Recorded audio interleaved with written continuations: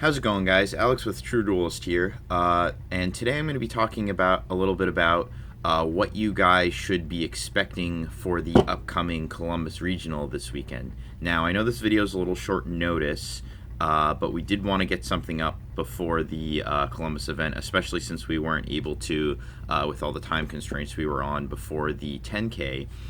So I'm going to go over a little bit of what you should expect and what I think you should be playing and how I think you should prepare for the event. So just to get started, a little recap of last week's 10K. Our very own Ryan Valentino won with his blue light deck, or water light deck. And I think that's going to be one of the more represented decks this weekend, but I don't necessarily think it's going to be the most represented. I still think that black, white, and black, blue are very popular and viable choices, and I still do think that because of how comfortable people are with the black-blue deck, and because of how long it was the established deck and how short notice this event is compared to the 10K, I think a lot of people are still going to be playing black-blue, and I actually do still think that is going to be the most popular deck. Now, if I remember correctly, there were two black-blue decks in top at the 10K. The deck is still very viable. The deck is by far the hardest matchup for the blue-white deck. I do think the blue-white deck is better. I think it performs better against it than any deck on the draw, on the play. But the black-blue deck definitely gives the blue-white deck the hardest time. And because of that, I still do think it is a viable option. So if you watched any of our previous deck profiles, we did talk about two other decks when we were talking about decks in the meta. They were the red variants, so the red, white, and the red, blue, and the air water deck. And I actually do not think you're going to see as heavy a representation of those decks. I think the air water deck is just out of the meta now. I don't think it exists. I think people are going to be off it for the most part. I think you'll see some here and there, but because it didn't top, we didn't really see any in the top 16. It just wasn't a super prevalent deck at the 10K. I think that deck you can just about basically write off as it's out, it's gone, and you're not going to see too much of it. And even if you are, it shouldn't give you too much of a hard time, especially if you are the water light deck. So I think personally you have three options to play this weekend, and they are the decks I mentioned earlier. They are the blue-white, the dark water, and the dark light deck. And I apologize if I keep going back and forth between the colors and the actual elements. It all gets jumbled in my mind, so you'll have to excuse me. So my recommendation personally is playing the blue light deck. It has an absolute insane matchup versus any of the red decks. It has an absolute insane matchup versus any of the air blue deck if you run into that. It has a really good matchup versus the black white deck, and it has a really good matchup versus the black blue deck. And I know I just said, okay, well, the black blue deck is the best matched up deck against it, but the only times you really have trouble versus this versus the black blue deck is when you're going second. Now, it is a best of one format, so you aren't going to get another chance to, if you lose the die roll, it sucks, but you're just stuck going second. I still think this deck has the best odds of beating the black-blue deck going second of any other deck that currently exists. I don't think the red deck even comes close. I don't really think the black-white deck has too much of a great matchup, especially going second, unless you get out the gate really fast. So for you, those of you who don't know what the black-white deck is, we didn't really talk about it much. We didn't even really think it was a deck till the last week. The black-white deck is a more aggressive version of the black-blue deck, and it saw a lot of play actually at the 10K. So I do still expect to see some play here. There was one copy, if I remember correctly, that made top cut at 8th seed at the 10K. So I do think some people will still play it. Some people like the deck. I personally don't like the deck. I think it's kind of like an aggro deck that doesn't go in enough for me. That's at least the way I was seeing it being played. It doesn't have Shards of Winter, which is a huge card. You're going to need this card in your deck if you hope to really combat the blue light decks and the black blue decks you see this weekend. When you're not playing with Shards, you're just playing a totally different game. And that's why I think you have to play a blue deck this weekend, or a deck that has some amount of blue in it, or some type of blue, rather. I think you have to be playing Shards in your decks to be able to keep up with these decks that are playing Shards, because what happens is once they establish a board and they have 1, 2, maybe even 3 Shards in their hand, they can kind of just lock you out of the game, and just the game can take an entire 180 real fast. Even if you're up 5 towers, you're playing the black light deck, or you're playing the red white deck, you're up, say, you could be up 5 towers to nothing, and all of a sudden they just have a 3 creature board, and they're like, oh, I'm at 8, 9 mana, I'm going to shard you, I'm going to shard you, I'm going to shard you, and that's 3 turns in a row. You just couldn't do anything, and I was able to just spend the time either clearing your board and breaking towers and making the catch up. So I think that's a huge thing you're going to need this weekend. So if you're not going to play the blue light deck, I really, really, really recommend that you play the dark blue deck. The dark blue deck is still solid. It still has a great matchup against the red decks. It still has a great matchup versus the black-white deck.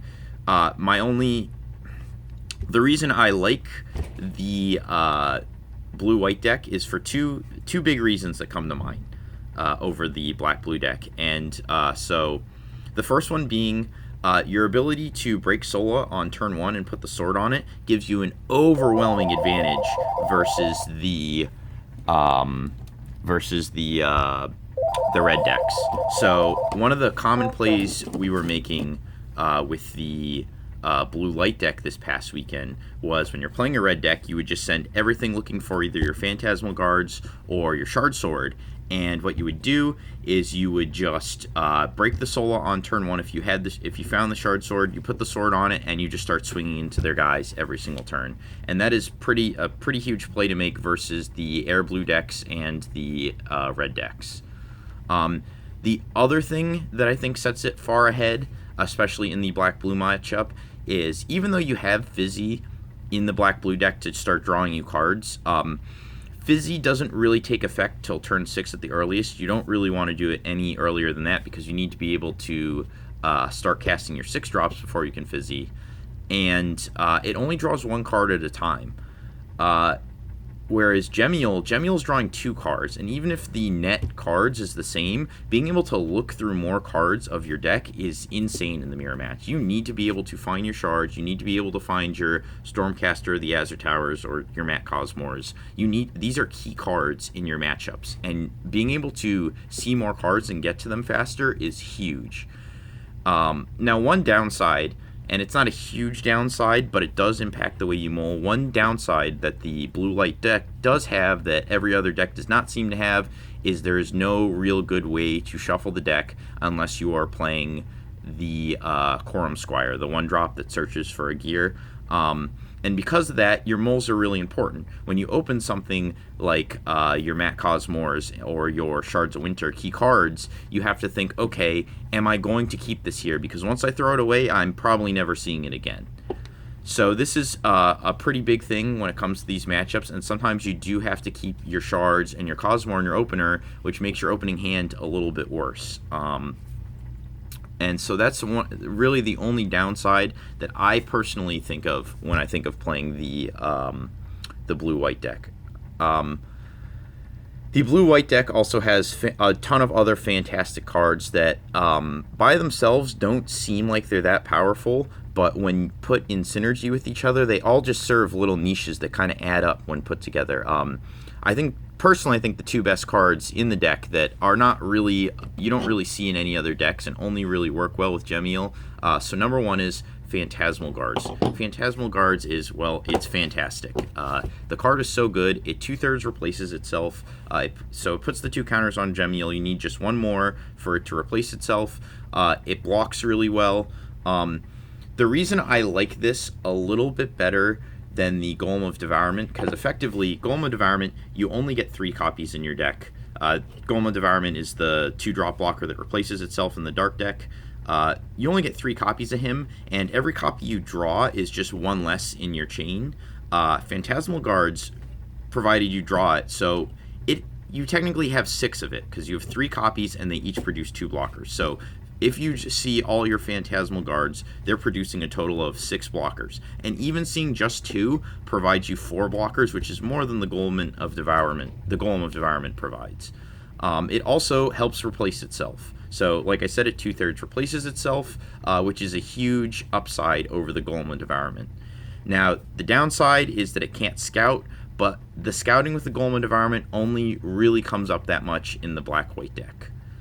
This card just does such a, the Phantasmal Guards do such a good job of just jamming up so many threats, staving off early game aggression.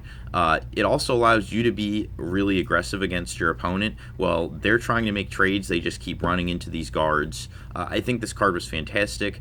I watched plenty of my teammates play with this card, and I just saw the work it put in. Even in testing, you can see the work it puts in. It's such an annoying card to get around. The other big one, and this one might come a little more surprisingly, so we talked about this card actually on our spoiler review streams, and I rated this one of the lowest value cards, and that's the Silencer. And the Akuma Silencer is actually insane versus the black blue decks. The card is absolutely nuts. Like being able to take away Guardian, especially on the turns you're trying to swing for lethal, being able to stop Golem of Devourment chains.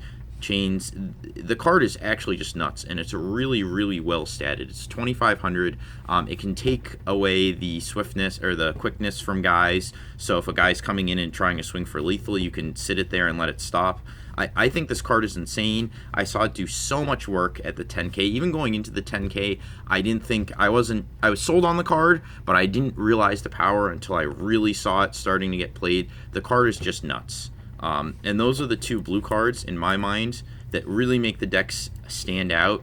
Aside from, of course, I mean, still the 2 best cards in the deck are Matt Cosmore and the Shards of Winter. But those are the 2 cards, in my mind, that are not just the standard splash cards that you're going to see in everything that's splashing blue that really, really put in the work. As for the white cards, so I think there's only one white package you should play. I am certain that the package that we played last weekend is the absolute best white package, and that is the 3 Shard Swords, the 3 Quorum Assassin, and the 2 Holy Slash. Now, I saw a lot of people were playing Squires. I saw a lot of people were playing the Shields. I saw some people were only playing 2 Quorum Assassin. Quorum Assassin's broken. The card is absolutely insane. I've never seen, so many games were won just swinging it, having a Swiftness guy. The way your opponent has to play against a Swiftness guy versus just when they see your board is drastically different. Like, I can't tell you how many games I saw, not just by my own teammates, but by just other players who were playing the Quorum Assassin in even their black-white deck. So many games were won simply by this one Quorum Assassin. Just like, oh, look, I just need one more attacker. Oh, there it is. I drew it for turn, or oh, I had it in my hand. He on top, and that's just with his quickness, with his swiftness. Like, that's just that. He also has an effect that can kill a guy. So, like, one of the huge plays I was seeing made was you put the standard Shard Sword on a guy, you trade into a guy, then you play the Quorum Assassin, you kill another guy, and then if they have a third guy tapped, you swing into the tapped guy. So, the card overall, I think, is just nuts. It's the best white card. I wouldn't think of playing anything less than 3. I would probably play 4 or 5 of it if I could. The card is just absolutely bonkers. Holy Slash is also a really good card, but there are times it comes up where your opponent knows to respect it. It doesn't work so well versus Cryptic Deflection sometimes. There are just times that Holy Slash doesn't always work. It's still a great card, don't get me wrong. It's still one of the best white removals. It actually is the only white removal, I think. But they're just, I don't think it's worth playing 3. There are too many times it's dead. There's too many times where, like, you have to leave 2 mana open, and it just doesn't do quite what you want it to, or they respect it, and then you wasted 2 mana. I think the card is great, but I don't think you just have the space for 3 at the moment. So if you are going to play the black-blue deck, so most people who were playing the black-blue deck were only playing 2 Shards of Winter. I think you absolutely have to play 3 now, just to be able to contest the other Shards of Winter. Shards of Winter is a card that has, the only other out for it is your own Shards of Winter, and a lot of matches were won in a big game of chicken, sort of. And what I mean by that is, usually the person who played their Shards of Winter first was in a worse position because, okay, they play their shards, now it's my opponent's turn, they're tapped down, they just go, okay, maybe their board is maxed out, they can't play anything, they just go pass. And now it's your turn, and they go Shards of Winter. Now they have initiative against you. So, you kind of want to, a lot of the matchups I was seeing were coming down to who drew more Shards of Winter, and if you both drew the same, who was smart enough not to use theirs first, or force their opponent to have to use theirs to not die. So I think you absolutely have to be playing 3 Shards of Winter if you're playing any type of blue this weekend. I think just having the 3, being able to draw it more frequently, especially as the black-blue deck, where you don't necessarily draw as much or see as many cards as the blue-light deck does. If you do want to play the red, I don't like red-white so much personally. I would personally play the red-blue, and I would be playing the 8 blue cards just to play the shards. I don't recommend playing a red deck. I don't think it's great. It is a best-of-1 format, so maybe you're feeling really lucky with the die rolls. I feel like the red deck's a deck that just has to have everything going right for it. Going up against one of the white decks, even just the black-white deck where they just flip the soul at turn 1 and they put the sword on it, is such an uphill battle for you. I don't really feel like it's worth playing. I would probably stick with either the black-blue deck or the blue-white deck. If I was playing the black-blue deck, I think there's no dark. I think the standard build is pretty acceptable. You can kind of, with the dark cards, you kind of have as much leeway as you want, as long as you are playing 3 Matt Cosmores and 3 Shards of Winter. And then the rest of it, for your other 2 blue cards, I saw people playing Storm Knight. I saw people playing the Azure Guardian. I like the Azure Guardian personally. You can play the Storm Knight if you want to. I don't really think those other 2 blue cards matter all that much. They can kind of be whatever you want, whatever you feel is optimal. There is still no sideboarding, so you don't have to think much about sideboarding. It's best of 1. The die roll is still a huge factor in this game, and I will say the most powerful thing you can do in this game is win the die roll. That being said, I still fully believe that the blue light deck is the best, and that's the only deck you should be playing if you really want to win this weekend. However, if you are comfortable with the black-blue deck, by all means, go for it. I mean, if you're comfortable with anything, play it. I wouldn't tell you not to play something you're most comfortable with. I just think, in my mind, the Tier 1 decks right now are the blue-white deck and the black-blue deck, which leads me into my next topic of discussion. There is one other deck that I saw, and I was kind of impressed with, and that is the blue-green deck. So the blue-green deck is just your standard blue deck, but instead of the 8 white cards, it's going to play the 6-drop ship. I think 2 or 3 of that, probably 2. 3 of the 4-drop ship, the one that has Guardian, and when it's in the same things that are adjacent to it can't attack, and the Stormhawk. I haven't done much testing with this myself. We didn't really think about it or play with it before the 10K. I saw it played, and my first thought when seeing it played was, oh man, this is probably really good versus the blue light deck. So my thoughts on the blue air deck is it is actually a viable deck to play. I don't know much about what its black-blue matchup looks like. I think it might be worse than the blue-white decks, but I can tell you that after seeing it played, I do think that it has a good blue-light matchup. I do think because you do have more top end, the one downside to the blue light deck is blue doesn't have a lot of threats outside of the Matt Cosmore. They have a lot of like mid-sized creatures like the Silencer and like the what's her name, the Mist Mage. But they don't have as many threats, and the white package doesn't really bring you threats so much as kind of niche tool, like removal tools. The Quorum Assassin isn't really much of a threat. He's only 2,000, so even 3-drops trade with him. He's a threat in the fact that he can win the game at any time, but he's not like a sticky boss creature. So the win package offers you more sticky boss creatures. The Spirit doesn't do much. The Spirit says you can discard a card and bounce back a win creature to untap a shard, or you can break it to bounce a 3-drop at instant speed on either player's turn. So it does cancel out Sola, though, so that's one upside. So if they do try to do the Sola play on you where they break their Sola and put the sword, you can just bounce Sola. So it's nice that your Spirit, at the very least, is canceling out the blue-white and the dark-white Spirit. It does have a few niche plays probably with bouncing your stuff back, like bouncing the Hawk back, or maybe dodging removal on your own turn, but I don't think that's really what you're looking for. What you're looking for is the 4-drop ship and the Hawk. The 6-drop ship is just another threat. It's a little small, but it's big enough to probably get the job done. It's also a destroyer, so it does break 2 towers. Can't go wrong with more destroyers. It replaces itself in the form of the 4-drop, so you can always discard the 4-drop ship for Jemiel's effect. That way, later on it can be picked up by the 6-drop ship. So, and then, of course, the Stormhawk, one of the best 3-drops in the game. It gives you another Tower Guardian, so now not only are you looking for the blue tower, you're looking for the wind one, too, one that you want to hit early anyways, and your opponent has to think about that as well.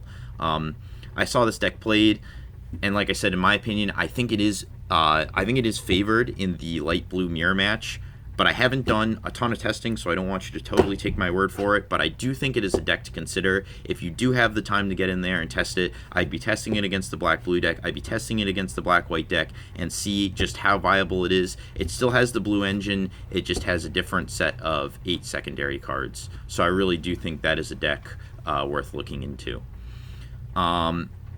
That's about all I saw for decks that I would consider. I didn't see too much else interesting. If you wanted to, I think the base blue is the best engine you have going for you right now. If you want to play around with that and try maybe blue-red, or maybe try blue-black. There was a blue-black deck that was 5-0. Shout out Steven Weigelt. He was 5-0 at one point. He lost his last 3 rounds. But the black cards do also offer a lot more threats. You get the Golem of Indolence.